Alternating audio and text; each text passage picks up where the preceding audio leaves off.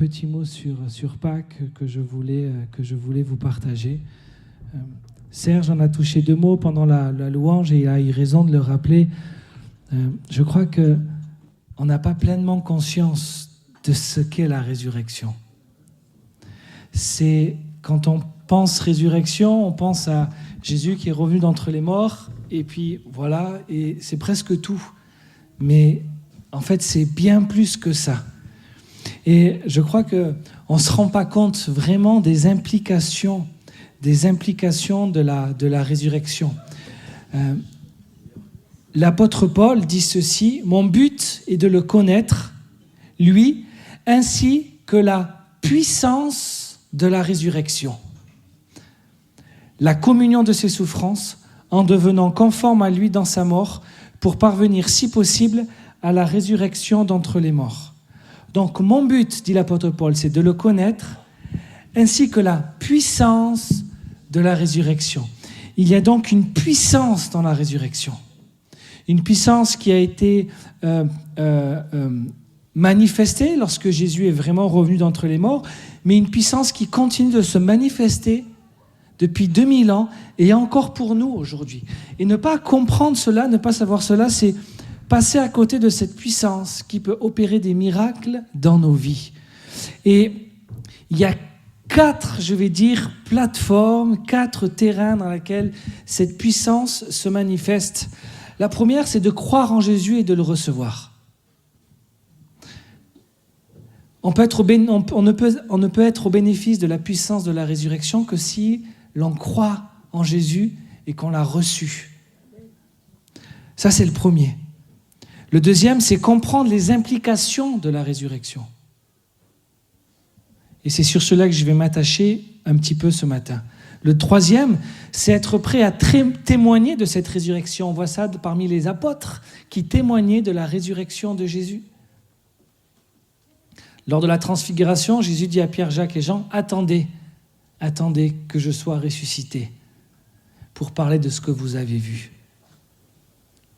Et ensuite, s'engager dans les promesses que nous apporte la résurrection, et cela prend la foi.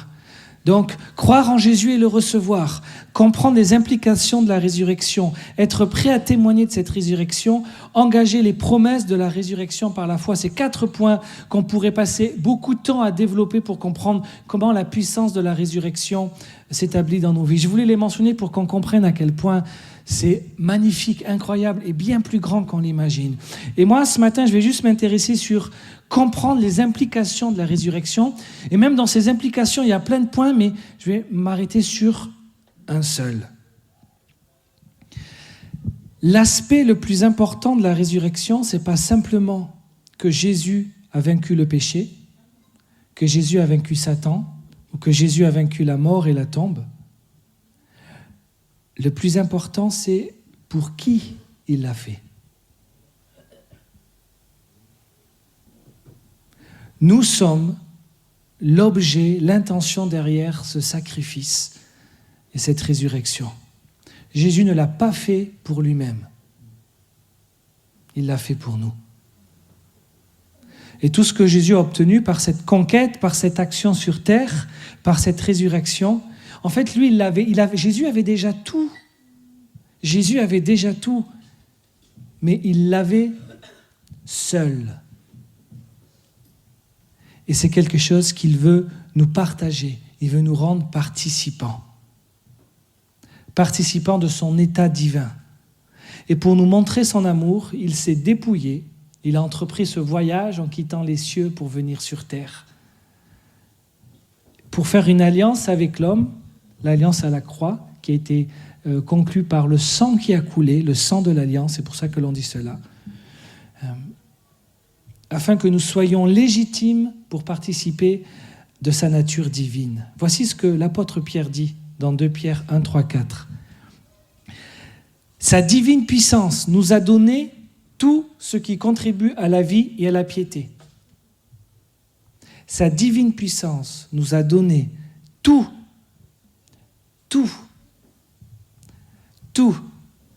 ce qui contribue à la vie et à la piété, en nous faisant connaître celui qui nous a appelés par sa propre gloire et par sa vertu, Par elle, les promesses les plus précieuses et les plus grandes nous ont été données, afin que par elle, vous deveniez participants de la nature divine, en fuyant la corruption qui existe dans le monde par la convoitise. Donc Jésus est mort, il est ressuscité, pas seulement pour lui-même, mais pour nous amener dans cette position. Et on ne doit pas simplement être conscient, mes amis, de la victoire de Jésus, juste en pensant à cette résurrection seule comme un quelque chose que pour Jésus, mais qu'on doit savoir que cela nous rend participants, comme ressuscités avec lui, vivifiés avec lui, exaltés avec lui, assis ensemble à la droite de Dieu avec lui. Et c'est très, très profond. Voici ce que dit Paul. Et on arrive dans les implications pratiques de cette résurrection. Nous avons donc été ensevelis avec lui dans la mort par le baptême, afin que comme Christ est ressuscité d'entre les morts par la gloire du Père, de même, nous aussi, nous marchions en nouveauté de vie. Je relis ce verset. Nous avons été ensevelis avec lui dans la mort par le baptême. C'est la symbolique du baptême qui a aussi une réalité spirituelle. Afin que, comme Christ ressuscité d'entre les morts par la gloire du Père, nous-mêmes, nous marchions aussi en nouveauté de vie. En nouveauté de vie. L'implication de cette identification à Jésus et ce qu'il a fait sur la croix amène une exigence, celle de marcher en nouveauté de vie. C'est donc comme un devoir en fait que nous avons lorsque nous avons reçu et cru en Jésus. Et donc il y a deux dimensions à cette nouveauté de vie. Une nouvelle façon de penser et une nouvelle façon de vivre. Et je vais juste m'attarder sur une nouvelle façon de penser. Colossiens 3, c'est toujours l'apôtre Paul qui parle, verset 1 à 4. « Si donc vous êtes ressuscités avec le Christ », donc là on parle bien de la puissance de la résurrection de Christ qui vient impacter nos vies. « Cherchez les choses d'en haut, où le Christ est assis à la droite de Dieu. Pensez à ce qui est en haut et non à ce qui est sur la terre. Car vous êtes morts et votre vie est cachée avec le Christ en Dieu. Quand le Christ, votre vie, paraîtra, alors vous paraîtrez aussi avec lui dans la gloire. » Waouh! Quelle belle parole de l'apôtre Paul.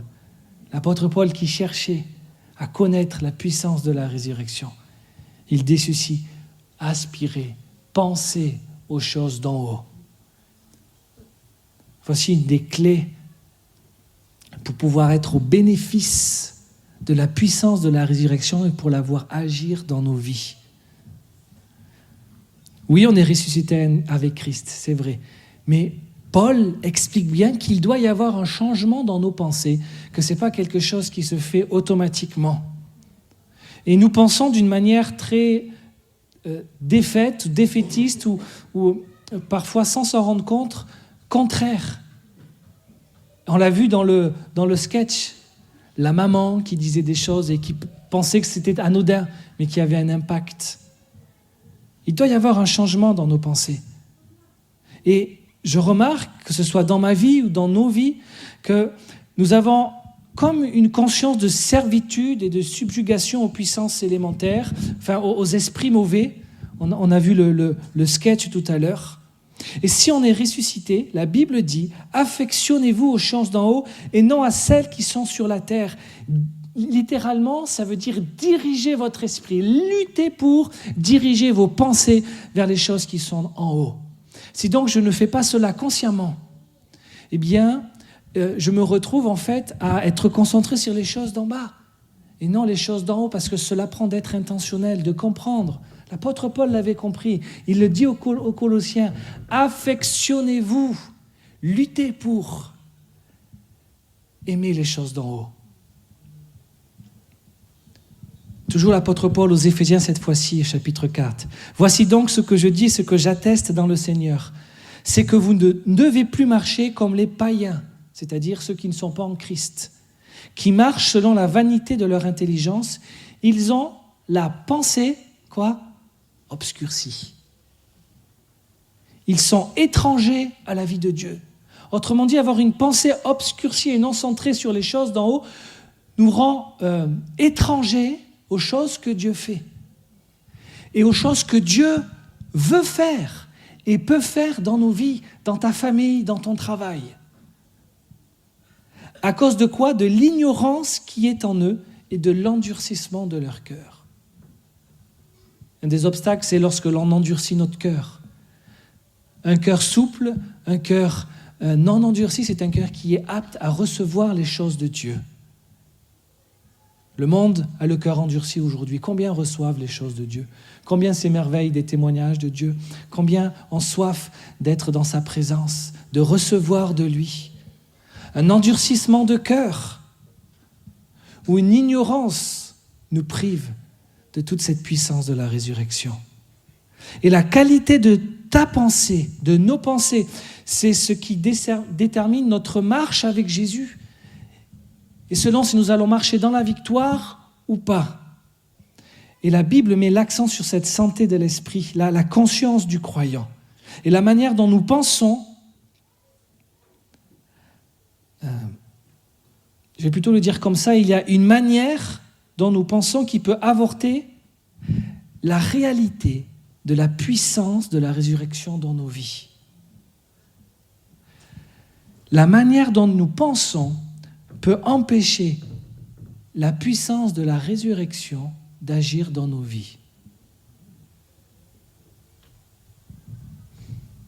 La nouveauté de vie signifie une nouvelle façon de penser, une conscience d'une vie victorieuse. Je redis ça, une conscience d'une vie victorieuse. Et on est en France, je sais. Je sais qu'on n'aime pas parler de choses comme ça.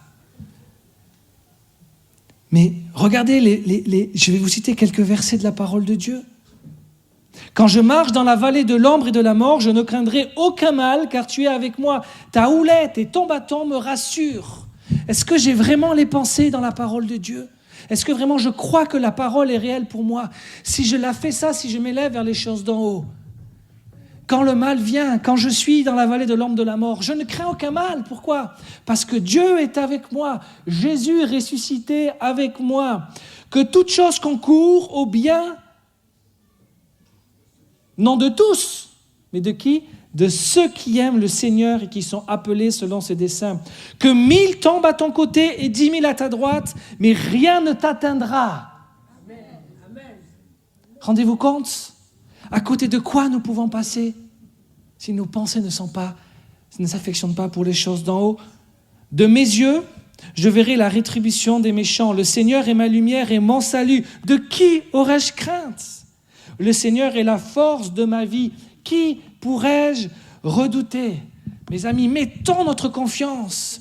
Et la résurrection de Jésus, sa puissance, nous donne foi. On peut avoir confiance en ce Dieu-là qui a tout accompli. Sa parole est vraie, mes amis. Vous savez ce que Dieu a fait pour changer l'humanité? Il a envoyé la parole. Jésus. Jean nous dit cela dans le prologue. Et la parole était Dieu, et la parole était avec Dieu. C'est Jésus, la parole, qui est venu, qui s'est fait chair. Et la parole est toujours agissante aujourd'hui. Ce sont les passages que je viens de vous lire. Et il en existe plein d'autres. Donc il y en a un, l'ennemi de nos âmes, il a une mission, celle d'obscurcir, d'aveugler les pensées, mais comme un nuage sur notre esprit pour qu'on ne perçoive pas ces choses-là. De manière à ce que la réalité des choses que Jésus a accomplies et de ce qu'elles peuvent apporter dans nos vies nous soit volée. Donc je vais vous le dire, vivre victorieusement, ça prend sa source dans penser victorieusement. Et là, je ne suis pas en train de vous prêcher la pensée positive. Je ne suis pas en train de dire tout ce que tu penses va t'arriver. La pensée victorieuse en Christ, c'est-à-dire dans ce que Dieu veut et dans ce que Dieu a prévu. Vous comprenez la différence? Ok. Je dois aligner mes pensées avec sa volonté. Et croyez-vous qu'on a un Dieu victorieux? Donc si j'aligne mes pensées avec un Dieu qui est victorieux jusqu'à vaincre la mort, j'aurai une vie victorieuse. Je ne dis pas que j'aurai une vie sans difficulté. Je ne dis pas que j'aurai une vie sans défi, sans challenge. C'est pas ça que je dis. Mais je dis que, de manière générale, la progression de ma vie va de gloire en gloire, de victoire en victoire. La destinée des enfants de Dieu, c'est pas de vivre valeur sur malheur, échec sur échec. Quand c'est le cas, nous devons nous questionner. Est-ce qu'il y a quelque chose que je n'ai pas compris ? Est-ce qu'il y a quelque chose que je fais mal ? Peut-être Dieu est-il en train de m'enseigner quelque chose. Mais la puissance de la résurrection pour ta vie, pour celle de ta famille, comme le sketch que nous venons de voir, c'est une vie victorieuse. Pas une vie de défaite, pas une vie de destruction, pas une vie de division. Mais tout ça, c'est la puissance de la résurrection. Donc lorsque je commence à aligner mes pensées avec celles de Dieu, ce sont des pensées victorieuses. Et je commence à vivre et marcher dans la victoire.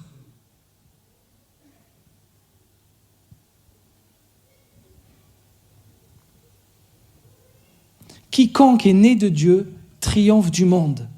Et si quelqu'un est né de Dieu, la Bible dit que la capacité de triompher est avec lui, par Jésus.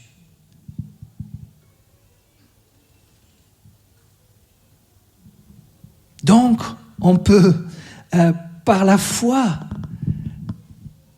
se saisir de cette résurrection et commencer à voir des changements dans nos vies, la laisser s'opérer dans nos vies. Mais vous savez ce qui bloque ? C'est nos pensées. On n'est pas habitué à entendre cela, on n'est pas habitué à vivre cela. Mais si l'on se rappelle en ce jour ce que Jésus a fait, il a fait cela pour que nous puissions être au bénéfice de toutes ses promesses. Et c'est, oui, le remercier pour ce qu'il a fait. Oui, le remercier pour les péchés qu'il a portés. Oui, le remercier pour le salut. Mais il a aussi des grâces qu'il veut qu'on saisisse pour vivre. Pour vivre ici. Et on a tous, et peut-être même certains le vivent ou l'ont vécu, des gens autour de nous qui sont dans une souffrance. Et combien de fois je me dis, on n'est pas tous égaux face à la vie. Il y a des personnes qui vivent des difficultés, d'autres, il y a des personnes qui vivent de réelles souffrances, certaines que d'autres n'expérimenteront jamais. La vie n'épargne personne, mes amis. Combien nous avons besoin de Jésus ? Combien avons-nous besoin de la puissance de sa résurrection dans nos vies ? J'aimerais qu'on puisse faire une prière. Je veux pas que ce soit juste quelque chose ce matin de théorique que je vous donne. Je veux que vous puissiez repartir avec quelque chose en plus.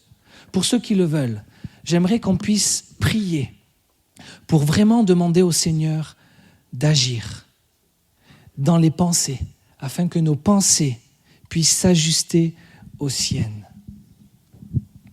On va prier ensemble, et si tu as envie, tu peux mettre même comme un acte symbolique, mettre la main sur ta tête pour adresser ces pensées.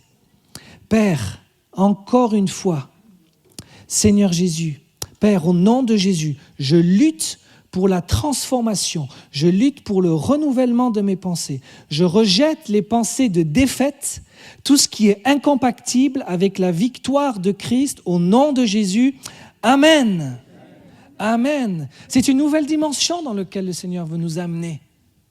De victoire sur son chemin à lui, pas le nôtre. Celui que Dieu a décidé. Donc, je peux dire, j'ai déjà triomphé. Alléluia. J'ai déjà la victoire. Alléluia. Je n'ai pas à créer ma propre victoire. Je n'ai pas à créer mon propre chemin. J'ai simplement à marcher dans le chemin victorieux que Jésus a déjà tracé d'avance pour moi. Quiconque est né de Dieu triomphe du monde. Ton entreprise peut se relever alors que tu chantes, alors que tu loues le Seigneur, alors que tu alignes tes pensées à celles de Dieu. Ce que tu pensais mort peut revenir à la vie alors que tu t'alignes et que tu alignes tes pensées avec les principes et ce que Dieu veut pour toi. Une nouvelle dimension dans ta vie spirituelle, une nouveauté de vie en raison de la puissance de la résurrection qui commence à agir dans ta vie. Même si je tombe, je me relèverai encore. Je ne resterai pas dans l'abattement, je me relèverai encore par la puissance de la résurrection. Peut-être que les choses ont mal tourné dans ta vie. Peut-être que tes enfants ont mal tourné. Et tu te demandes, mais est-ce qu'il peut sortir quelque chose de bon de cette situation? Les gens ont dit, en parlant de Jésus, peut-il sortir quelque chose de bon de Nazareth? Alléluia, oui. Oui, il peut sortir quelque chose de bon de cette situation. C'est ça la puissance de la résurrection. C'est pas seulement quelque chose qu'on regarde et qu'on applaudit, on le fait, mais c'est quelque chose qui va agir dans ta vie si tu le laisses faire. C'est glorieux, mes amis. Oui, la résurrection, la puissance de la résurrection est encore agissant au milieu de nous. On ne parle pas de Jésus qui est mort. On parle du Jésus exalté qui est vivant. Donc on dit au nom de Jésus, les pensées de défaite, les pensées de mort, je m'oppose à elles par la puissance du Saint-Esprit. Tu vas être au bénéfice de la puissance de la résurrection dans ta vie, dans ce domaine-là des pensées. Voici ce que je te soumets, te conseille de faire. Prends un temps et écris une liste. Ça peut prendre peut-être plusieurs jours, mais ça demande d'y réfléchir. Des 10 schémas de pensée qui reviennent souvent dans ton esprit. Et questionne-toi, sont-ils chrétiens? Sont-ils, ou je vais le dire plutôt, plus précisément, conformes à ce que Dieu me dit dans sa parole? S'ils ne sont pas conformes, alors j'ai 2 choix. Soit je les garde, je les maintiens, soit je décide de les changer pour les conformer et je fais le projet de dire, ok, là, cette pensée-là, elle ne me semble pas correspondre à ce que Dieu veut pour moi. Faisons attention comment nous parlons de nous-mêmes. Souvent, je reprends les gens quand ils disent « Oh, je suis bête, oh, je suis idiot, pourquoi je n'ai pas pensé ?» Je dis « Non, tu n'es pas idiot, tu n'es pas bête. Peut-être que là, tu as oublié, ce n'est pas grave. » Mais parfois, on se maudit, vous croyez que Jésus se disait lui-même « Oh, que je suis bête !» Non, vraiment, c'est vrai. Et voilà un exemple de schéma de pensée. Dès qu'on rate quelque chose, on s'auto-condamne, on a des pensées négatives sur nous. Mais Dieu n'a même pas ces pensées-là sur nous. Qu'est-ce que Dieu veut que je pense de moi-même? Voilà la question qu'on devrait se poser. Et on est tellement habitués, ces schémas sont tellement enracinés, ils sont là depuis tellement de temps, que ça va prendre du temps aussi pour les déraciner et les changer. C'est pour cela que si nous ne sommes pas volontaires dans cet acte-là, eh bien on reste avec nos anciennes pensées.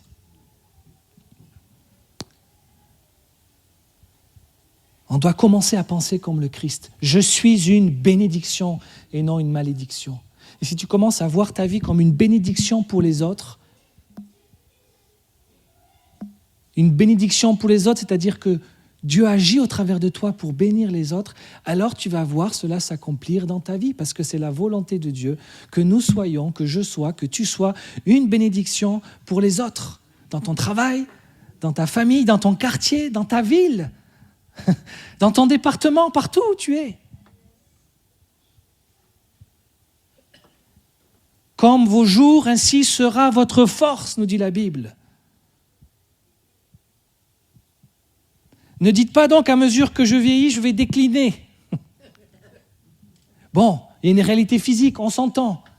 Mais si tu te dis ça tout le temps, ah ouais, je vais décliner, ben, vous comprenez? Ça, c'est pas l'économie du ciel. Ceux qui sont plantés dans la maison de Dieu fleuriront dans les cours de notre Dieu. C'est dans la Bible. Il dit, dans la vieillesse, ils porteront encore des fruits.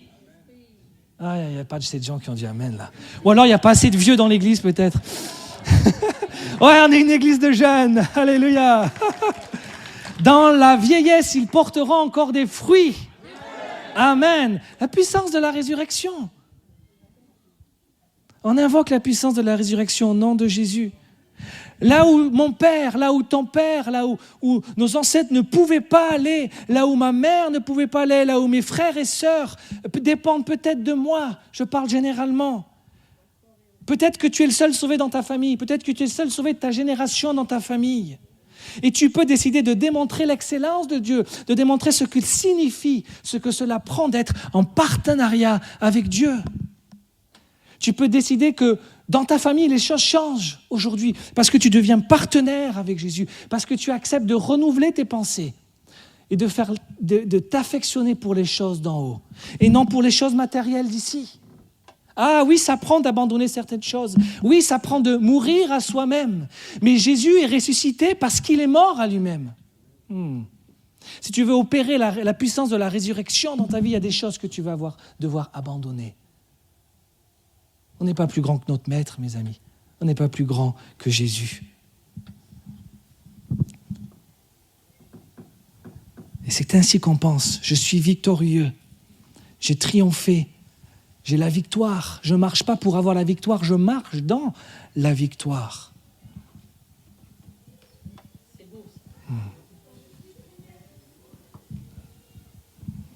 On met parfois notre foi dans les hommes et non dans la parole de Dieu.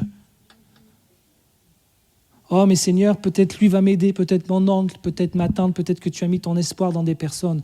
Ce matin, je veux te dire, mets ton espoir dans celui qui est ressuscité et celui qui est vivant. C'est ça la puissance de la résurrection. Et si tu commences et tu décides aujourd'hui de ne plus dépendre de tes propres forces, bien sûr que tu es capable. On est tous capables de certaines choses. Il y a des choses qui dépendent de lui. Et si tu as l'humilité de laisser le Tout-Puissant, le Grand, celui qui t'aime, qui est mort pour toi, qui est vivant et qui attend, faire un peu plus de place dans ta vie, tu vas voir toute sa puissance se déverser et tu vas voir comment elle va agir dans ta vie. L'atmosphère de ta famille, de ton couple, avec tes enfants, dans ton travail, va changer si tu laisses la puissance de la résurrection agir en toi. Si tu t'accroches à Jésus comme ça et tu dis, Jésus, maintenant je marche avec toi. C'est pas toi qui viens dans mes projets, Jésus. C'est pas moi qui prie, Seigneur, viens, j'ai ça comme projet. Non, c'est moi qui décide de me dire, qu'est-ce qu'on fait, Jésus? Et là, tu vas marcher dans la victoire. Pas pour tes propres projets. Pour ce que Dieu a pour toi. Pourquoi? Parce qu'il a un plan pour chacun de nous. Et dans sa gloire, dans sa grâce et dans sa toute-puissance, il nous inclut. Et ça, c'est merveilleux. Donc, tu vas commencer à prendre des distances quand les gens autour de toi viennent et commencent à jaser ou à être négatifs. Tu souris poliment et tu commences à t'éloigner parce que ce n'est pas ça la pensée qu'il faut que nous ayons. On protège notre esprit, on protège nos pensées, on garde notre compréhension. J'arrive à la fin de mon message, on peut aller chercher les enfants. Mais juste pour terminer, la puissance de la résurrection nous amène à la réalité d'une vie nouvelle. Je crois et je reçois Jésus. Je crois en sa parole et en ses promesses. Je m'aligne à sa volonté pour ma vie. Et une des dimensions pour laisser la puissance de la résurrection agir dans ma vie, parce que Jésus est mort pour nous. C'est la qualité de nos pensées. Des pensées victorieuses. Et suite à ce message, tu vas voir dans la semaine, quand tu auras des pensées, tu repenseras à ce message et tu vas te dire « Oh, ça c'est pas une bonne pensée ». Le Saint-Esprit te le rappellera pour que tu puisses les changer. Des pensées où tu te dévalorises, où tu par même tes actions ou tes pensées ou tes comportements, tu dévalues la valeur que tu as aux yeux de Dieu. Demande à Dieu, Seigneur, c'est quoi ma valeur? Lui, il va te le dire. La vie de Jésus, voilà à quel point, voilà ce que tu vaux. Donc mes amis, la meilleure chose que je nous souhaite, c'est d'être au bénéfice de la puissance de la résurrection. Amen. Que le Seigneur soit béni. Que Jésus soit élevé au-dessus de tout.